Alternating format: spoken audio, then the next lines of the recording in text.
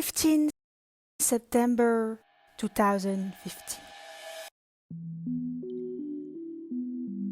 On this fateful day, a strange man named Toby Fox decides to post multiple tweets.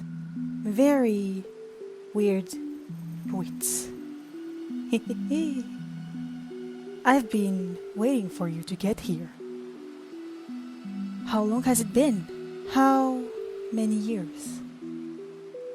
It doesn't matter. I knew you would come back. So, what do you say? Won't you play with me again?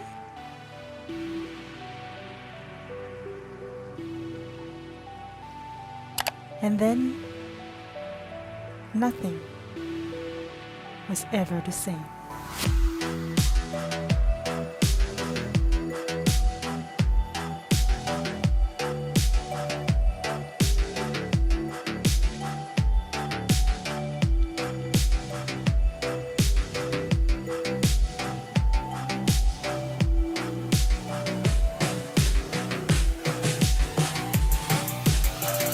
Alright, you have no idea how much I wanted to do this video. It's been on my mind since months. I'm so happy to finally bring it up to you. Undertale is one of my favorite games of all time, and sharing this topic with you all is something I've wanted for a long time. Even if it's going to be a really dark side, because it's also a topic that deeply touches me. Of course, this video will be much better to understand if you've already played it, but if you don't know anything about the game, do not worry, I'll try to make it understandable enough even for those in the dark. This is going to be a long video, so prepare the snacks, trust me, you'll need them. And don't forget to like and subscribe because I will need support by the end of this video. You'll see soon enough. And without further ado, let's get into it.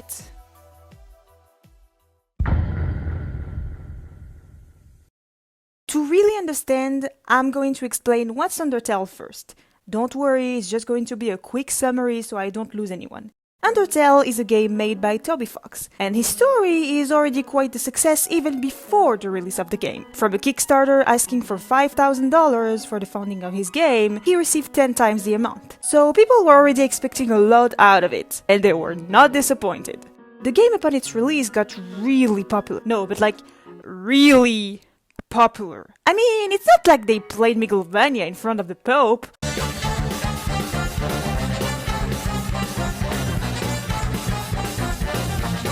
And apparently, after that, MatPat proceeded to give him a copy of Undertale? What kind of timeline are we living in? This game transcended the internet. Everyone was talking about it. Everyone was making memes of it. Let's Players would get hundreds of thousands, if not millions of views for their playthrough. It was groundbreaking. I mean, Sans is in smash for crying out loud. But what could Undertale be about to make so many people go crazy about it? Well, the story of the game goes like this. Two races, the humans and the monsters, were at war against each other. The humans won and decided to trap the monsters underground, and created a magic barrier so no monsters could get out. One day, however, a human child accidentally falls underground, and you, the player, are this child. Your goal being to go back home. While you're in the underground, you'll find monsters that will either help you with your quest or come in your way. And when that happens, you'll have to fight them. And this is where it gets interesting. You have multiple choices. You can kill the monsters or spare them by befriending them. And based on this choice, your progress and ending will change. In this case, you have three routes. The neutral route, where you kill some monsters and spare some, it's usually the most common route to have first and leads to a whole bunch of endings depending on which monster you kill or not. Then you have the mercy or pacifist route, in which you spare every monster. And finally, you have the can't say that word anymore, no mercy route, in which you kill everyone. Okay, so that was a long explanation, but it's necessary to comprehend the complexity of the mechanics. Well, once you're accustomed to it, it's not really that complex, but for a beginner, it can be quite a weird and complicated process. And that, fans are aware, and a bit too much actually. See, the game gained a massive fandom, and with it, its hold of toxicity. I mean, remember Markiplier's Let's Play of this game? No? Well, it's normal. He stopped after 2 episodes because everyone kept harassing him saying he was playing Undertale the wrong way. What the fuck does that mean? And that's exactly what I'm about to bring up in this video. The Undertale community didn't do only mischief, there were a lot of good things, but there were also a lot more bad cases. I'll bring up some subjects that happened over the years, that I was also exposed to at the time. The first time I got into this game was in 2017. Granted, it was 2 years after its release, but I'm still a veteran, so trust me, I know what I'm talking about. This video will cover subjects in general. I won't dive into details much, because if I did, we would be sitting for more than 3 to 4 hours, but I hope you like it. It's the first time I'm doing something like this, so don't forget to tell me what are your thoughts on it. And now, let's really get into it. No one can deny the fact that one of the many aspects Undertale is popular and loved for is its soundtrack. Not only is it amazing, but it's also used a lot outside of the game, whether by YouTubers for their videos, like me, or even as far as ABC News. Yes, they played Sense's theme on the news. This is not a drill. And a big reason why is not only because the soundtrack is fire, but also copyright free. Kinda. I'll explain in a few minutes. What you have to know is also the fact that a lot of people do remix of these songs and use them for their fan animation, comics, project, and most importantly, fan games. Undertale Yellow is an Undertale prequel fan game released in December of 2023, created by the Undertale Yellow team, and that was in the works for 7 years? Holy shit! Okay, so for those unfamiliar with the Undertale lore, at one point in the game you find out that you are not the first human who fell into the underground, and you might be starting to understand now. In this fan game, you play as one of the humans who fell before you. And I didn't play it, but from the reviews and extract I've seen, it looks like a fairly good game. So what's the problem? Well, this man.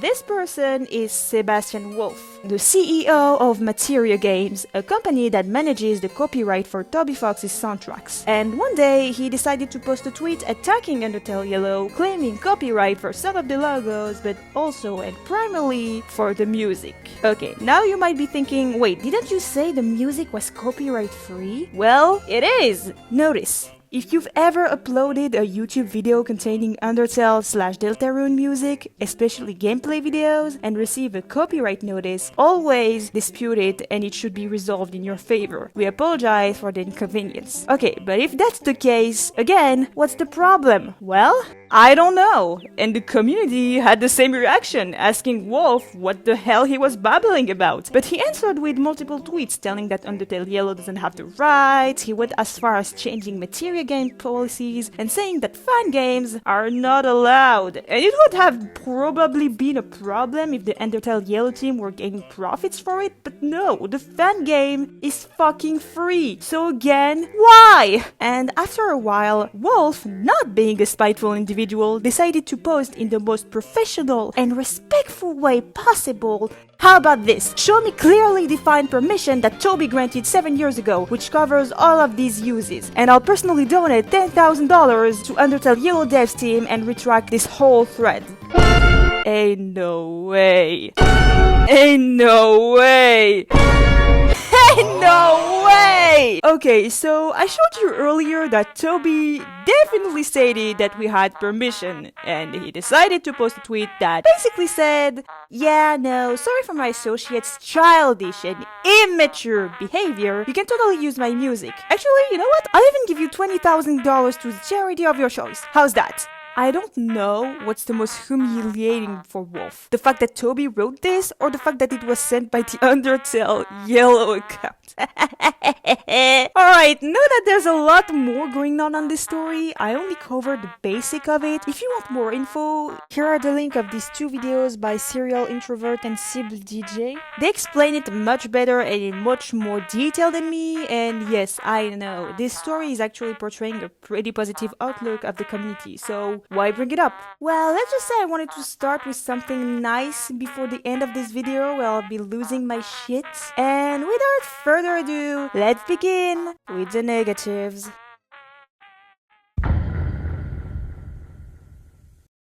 fan animations.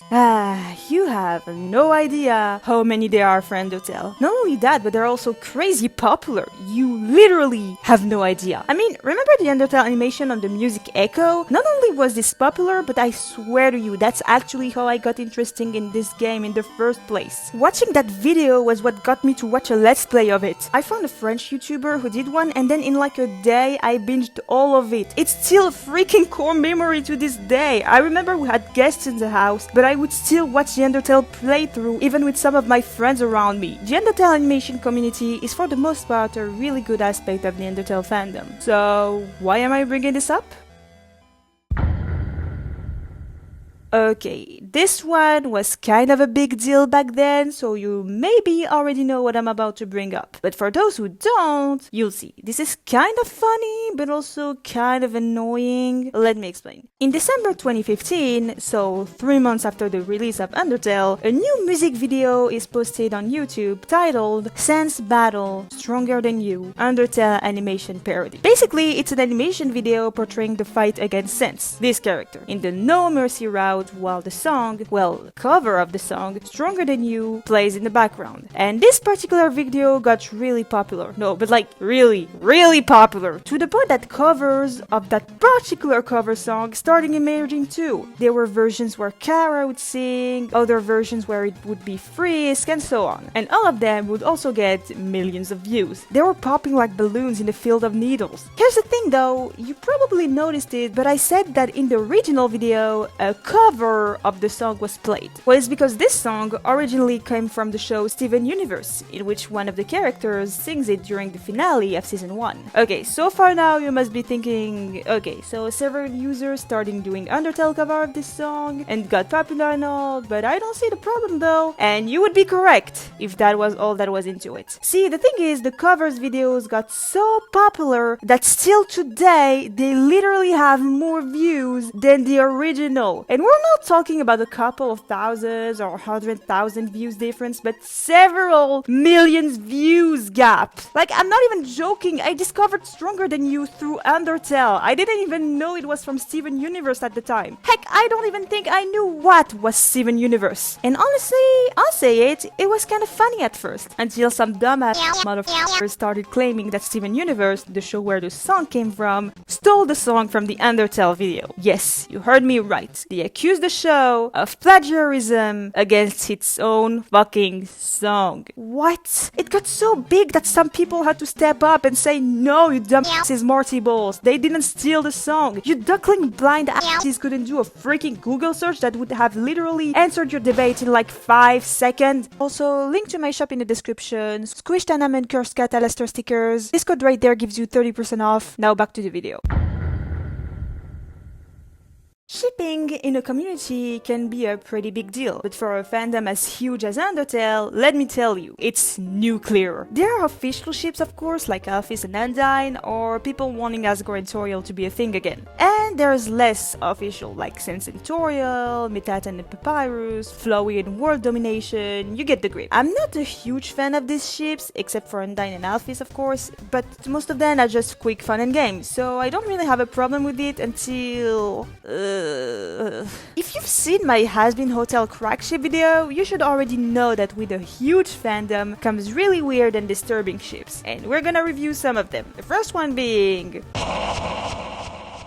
Alright, so this one is pretty famous. Really, Frans is the ship between Sans and Frisk. It got a massive fandom, especially for alternate universes version. If you don't know what are alternate universes, don't worry, I'll explain it much later in this video, but just know that this ship is so popular that it caused the author of the alternate universe FlowerFell to just ditch the internet completely. Now you know how big this is. And no, I won't bring this story to the table. If you're interested in that story, I'll link this video by Streamline Workshop in the description. She talks all about it. This ship, not only is it too popular, it's also very weird because, just a reminder, Frisk is a kid. In best cases, people age up Frisk. And worse, she's still a kid in this shit. And it's pretty easy to find content of this, especially on YouTube. I would find oddly and very disturbingly sexualized content with this too. Oh, and just to tell you, I was still a kid when I got across this shit. Shit that I found on YouTube. I swear, people also have weird headcanon, like when they use their soul to pleasure themselves. Okay, stop, let's move on. Alright, so what do we have next? No. Okay, Fontcest. What the fuck? Yeah, I can already see the people who know just dying right now, but for those who don't, it's a play between the words font, which is a writing font, and cest, that comes from the word... Okay, we get it. Like a lot of you might have guessed, it's the ship between sans and papyrus. For the minority with no context, they're brothers. Yeah, and there's a lot of people into it. Surprisingly. And there's a lot of fan arts and comics out there, and okay, wanna know what's my biggest problem here? The fact that I stumbled into all of that so easily on YouTube when I was still a kid. I still remember this fateful day. I was scrolling through Undertale videos when I found this one that said Fontcest. Innocent little me at the time was curious to know what that was, and then got straight up traumatized. I still remember the drawings and the tongues and the glowing colorful sausages. Why do they even have that? They're freaking skeleton, for crying out loud! And I won't continue. You see what I'm talking about. And there's a lot, I mean a lot of cursed ship and cursed fan art that I would have never wanted to let my eyes lay their gaze on. And while this is problematic, shipping still remains a huge deal in this fandom. But when talking about problematic shipping, I think there's one person that emphasized this whole madness. One person that a lot of people might think about or recognize when I mention the shipping community controversy in Undertale. BlogTheGreatRouge.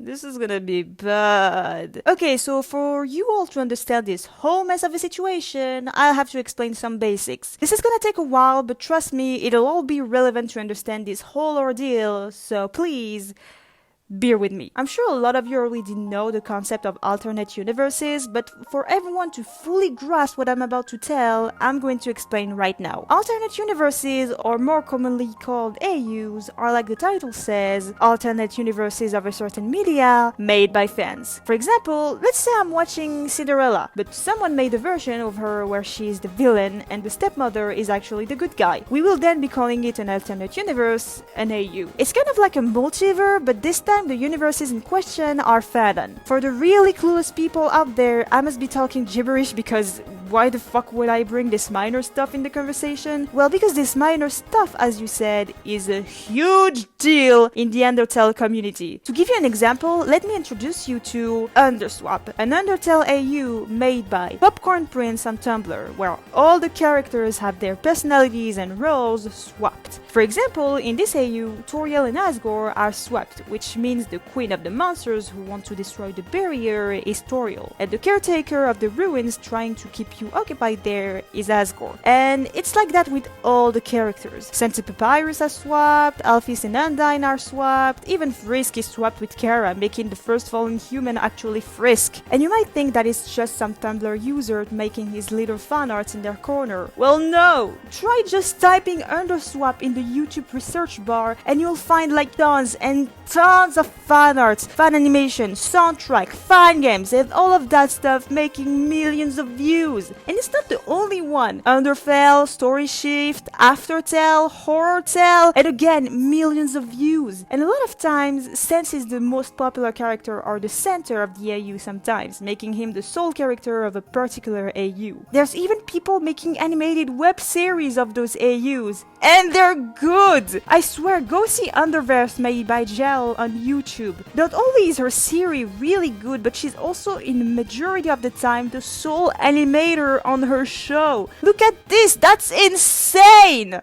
Okay, and now you're probably thinking, well, what does this BlogTheGreatRouge have to do with any of that stuff? Okay, now I'll need to introduce you to some characters. Fine-made characters. I promise it will all come in handy later, so Bear with me. So now let me present to you Inksense, made by Miebi/Comiet on Tumblr. He is the protector of all the AUs and ensures that people make more AUs for him to watch over.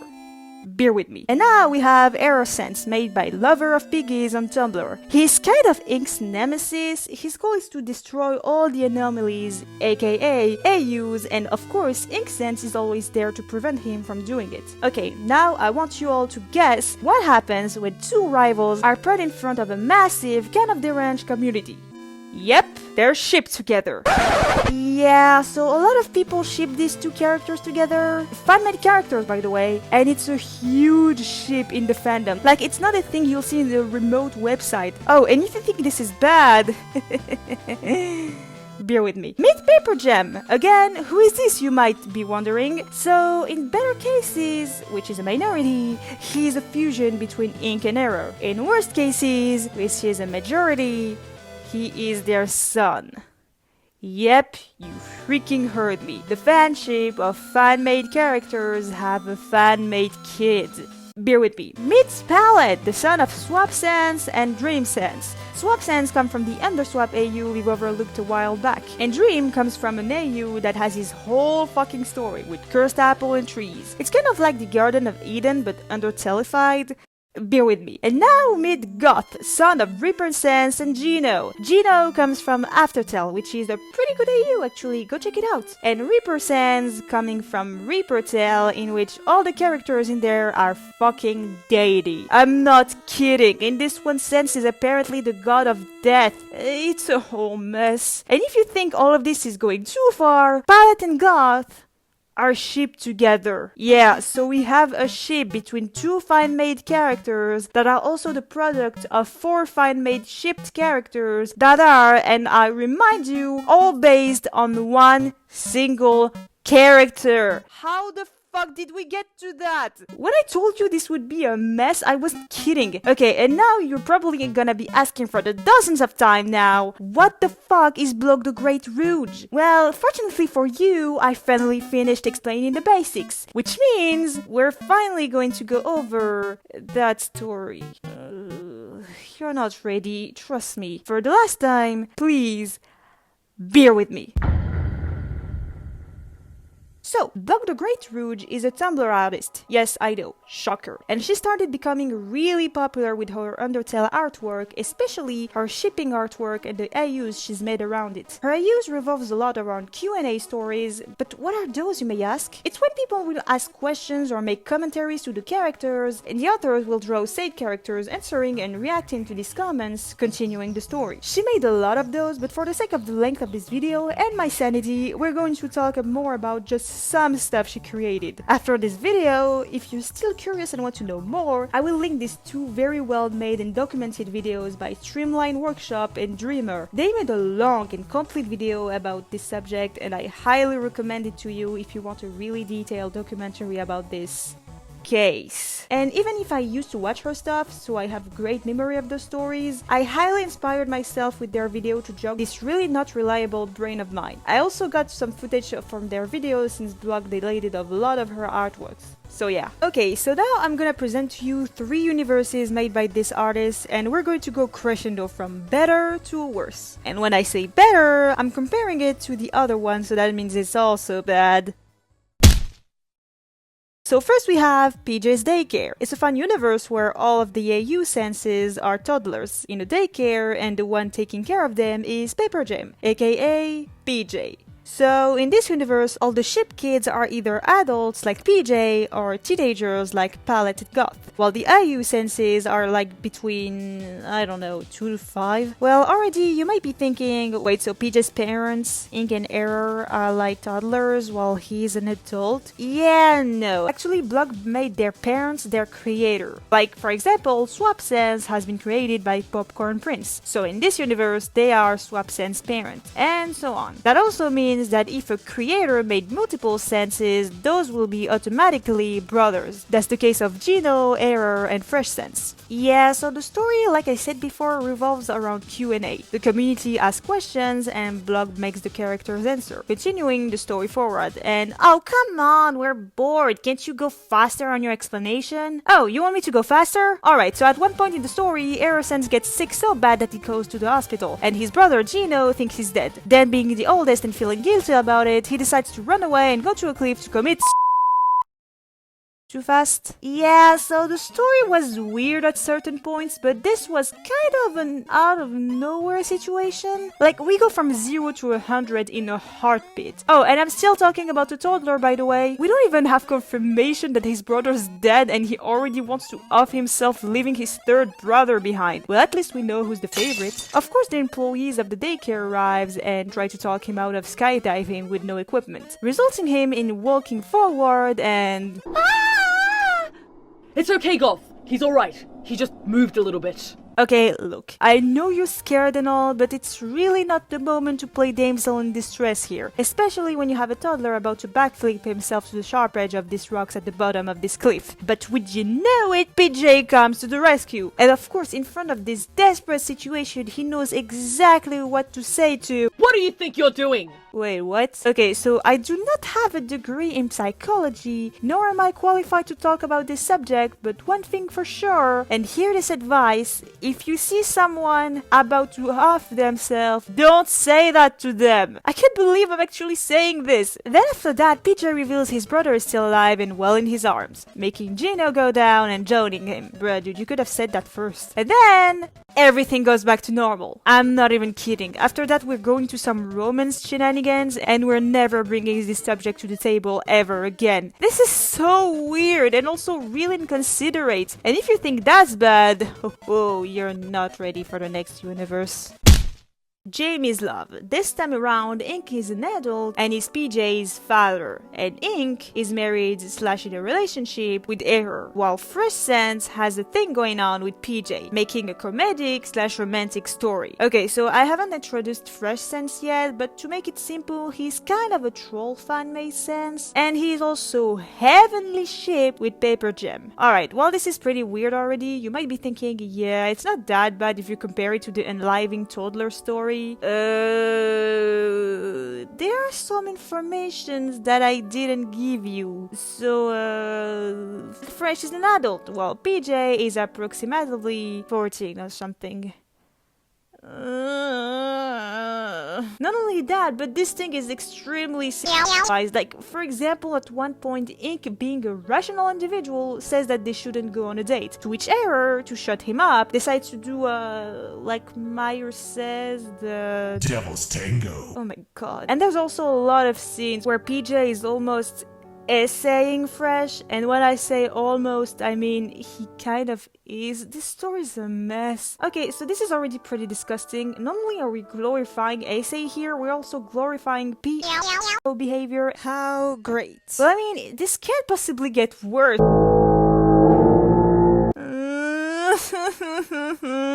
Okay, this time we're focusing on another couple, Palette and Goth. Palette is a jock while Goth is a nerd, and they're also childhood friends, and Goth has a huge crush on Palette, but unfortunately, Palette is as clueless about it as Adrian aggressed. So one day, after another "you're just my friend" moment, Goth snaps, and you might be thinking, oh, what is he gonna do? Confess his love to him? He's gonna be mad and shout at him? I wish, because he actually airword him. And no, I'm not making a joke. Heck, I may be tactless sometimes, but even I wouldn't joke on subjects like this, and I won't later on either, because this is just horrible. Blog, what is wrong with you? Continuing the story forward, the next day after this event, Palette is understandably broken, which makes Goth feel guilty about it. Yeah, it took you long enough, man. Actually, he feels so guilty about it that he decides to unalive himself again, but Palette sees him and goes to catch him. And you know what? I'm just gonna voice this scene so we can see in real time how this goes. You can trash talk about my voice acting skills all you want, I don't care. No, Goth, stay with me. Oh my,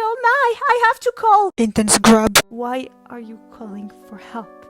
Didn't you want this? Whoa, damn, we're already out there guilt-tripping the victim. How great. You're really smooth. So what exactly is Polly gonna say to that? What are you talking about? I never wanted you to kill yourself. This idea never even crossed my mind. I mean, sure, I was extremely mad at you for what you did, but it's not like I never wanted to do that with you. Huh? I tried to stay loyal to our friendship, but it's hard. You're just so dreamy. I thought maybe someday we can be lovers. I wanted to take things slow before, That's why I was shocked of what happened. I don't know if you remember, but I didn't really fight back or even call for help when you did that to me because it wasn't anyone that did that. It was you, and that somehow made me feel safer. You don't have to feel bad anymore. I'm glad you were the one to take my virginity. I love you, Goth. Putain de merde, mais qu'est-ce que c'est que ce bordel? Sa mère la pute! Sorry, I snapped for a moment. Okay, so after that, they managed to save Goth, and him and Paulette start dating. J'en ai marre. Yeah, and that's the gist of it. And I'm definitely not saying that because I don't want to read this trash anymore. Like I said, if you want to have more details on this story, these two videos from Streamline Workshop and Dreamer are more detailed and more complete than what I did. Because trust me when I say I've just covered the surface. And right now, I'm sure you're all wondering, wait, why the fuck did you told us about those stories? And this is where I'm gonna lose a lot of people, so please, before anything, watch until the end. So I used to like these stories. FBI, open up! Okay. This is the part where you're going to have to listen to me. I said I used to like these comics because at the time I was watching them, I was 12 to 13. Literally, I didn't know any better. I was a kid, and this right there might be my biggest problem with BlogTheGreatRouge. Remember the videos that talked in details about her? I read the comment section, and a lot of them were saying that they used to like and watch her stuff when they were the same age as me or no older than 8 to 9 years old. That's fucking worse. And this is what the majority of her fandom was. Literal children that didn't know better and were happily watching glorified Airword and PO stuff. Guys, why do you think the controversy around her started blowing up only 2 to 3 years ago? Because the people who used to watch her stuff grew up. And as they grew, they started noticing how messed up that shit was. Me included. Of course, after that, it became a huge controversy. Blog decided to respond to it and made a long ass post, and I'll read some of it to you. And then the person who made the rant goes up about my other shit post I use, and I don't want to repeat myself. And they go on throwing shit that I normalize pedophilia. All you old Tumblr people love to just throw around that P word like that, don't ya? What I know is that if you were to find out someone else is an actual goddamn pedo, you're supposed to report them or call the fucking police. But no, according to Tumblr, you just block them because they hurt your feelings. Ew, so wholesome, so quirky. Catch me coming on a real goddamn minor and then we'll talk. And no, that doesn't mean I'll draw that shit. If you ever find my not safe for work site, it's full to the brim with adults. Not everything cute and kawaii is a minor, you crips. You're the one who drew that stuff. The fuck are you talking about? I ain't fazed by any of this, especially after 2016. A lot of poor souls that used to be on Tumblr talk about their younger selves on YouTube and how they just wanted to draw out of proportion, obviously deprived from reality shit just for shit and giggles, and how they got beaten to pulp for it. That weird, obviously non-realistic shit always finds a way to become something political to these people. Because it is. It's a law. You can't draw, post, or possess any of that stuff. Fan-made skeleton or not, you shouldn't be doing this. Like, are you all proud of yourself for almost ruining those people's lives just because they drew things you didn't like? Hell, most of them were kids when they first joined Tumblr. I'm lucky I was an adult when I joined the internet. What a wonderful world we live in if we mind our own goddamn business. Well, I'm pretty sure we would be if those ships didn't involve people behavior, rape, and a really fucked up and abusive relationship and situation that you glorify in your comics. If you wanna make a rant about something or someone you don't like, go ahead, but don't assume gross creepy shit because of it. Here's an example to think about. In the Undertale fandom, a lot, and I mean a lot of people are into Fontcest, aka Senselix Papyrus, another ship I hate. And they are brothers. Think about it. Do you really think that all those people are actually into Fontcest? You really think that you cracked the code and fought the whole gold mine of this freak just by looking up Fontcest? No, cause like, I mean... You which is silly and it ain't true. It kind of is. In fact, Fontcest shippers mostly always say that it's only for the sake of fictional shipping. They ain't gonna fuck their siblings just cause they ship two shitty walking, stalking skeletons. I mean, why else would they fantasize about this ship? Or even draw them as a couple? There's a whole lot of characters you can ship with Seth, so why his brother? You're not gonna tell me that it's just some shitpost and they never thought about it IRL. If so, why pair them in the first place? Yeah, that was a lot, and the thing is, she doesn't comprehend how much the situation affected her fandom. Remember the comment section I was talking about? Take a look at them. A lot are literally saying that they thought the behavior portrayed in her comics was normal, and ended up getting groomed in the process. That's just straight up horrible! Yes, you can't control your fandom, you can't control the people watching your stuff, I get it. That doesn't justify you doing anything you want, especially glorifying something as outrageous as this. And maybe I would have had a little bit more sympathy if she was maybe a teen during that stuff, you know? Maybe she didn't know any better too. But she was in her late 20s when she started this shit. As of today, she should be in her 30s. So you knew exactly what you were doing, and that's even worse. Okay, look, the Undertale community was a huge deal, and it's still the case today. Fortunately, we don't see too much of the filthy things anymore, but there's still remnants. If you type BlogTheGreatRouge on her YouTube research bar, you'll still see some of her work on some videos. If you type Fontcest, there are a lot of them too. See, my problem isn't only with the fact that people fantasize about those things, it's also the fact that the Undertale fandom was mostly very young, and were exposed to things that they never should have seen. And I know what I'm saying, I literally was one of them. Heck, do you wanna know how I mostly learned English? It was by watching Undertale comic dub videos. This is how much Undertale affected me, but it was also a lot to bear. Right now, I've just made a huge summary, but there's a lot more. The FlowerFell incident, Glitch Tale 2, the harassment of some fan, it was a lot. But not only. Like I've said, a whole part of this era was messed up, but there were also pretty good sides. I mean, just hearing the Stronger Than You parody makes me super nostalgic. A lot of the AUs are really good, some parodies are to die for, Senior Pillow is just a monster, I swear, and some Let's Plays quotes are literally stuck in my mind. And the game in itself is just amazing. It changed my life forever and I'll always be grateful for it. And remember the Sebastian Wolf case incident? Not all the fandom is trash. And today, thanks to all of this, we got Deltarune, which is also really good. I can't wait for the next chapters. What I'm trying to say is, even if things got bad, a lot of good came out. And I think we should focus on that. Because while this was a long journey, I think the direction it's taking is worth it.